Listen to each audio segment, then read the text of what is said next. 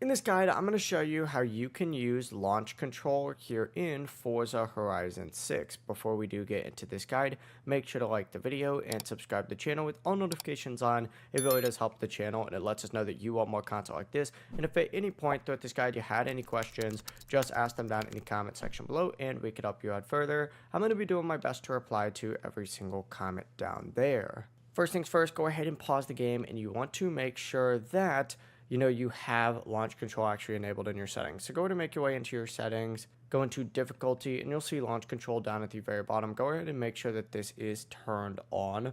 Once it's on, go into free roam and you want to hold the handbrake location. While you're holding the handbrake, you need to go ahead and press and hold down on the accelerator button.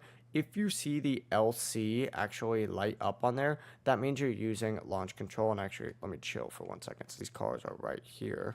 Whenever you're ready, release the handbrake and of course keep holding down your gas and you will immediately start launching.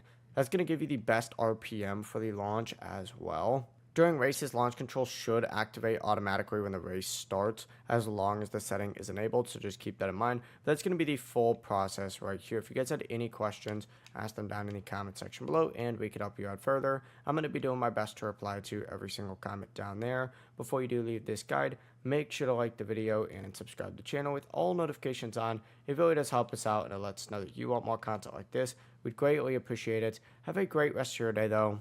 Peace.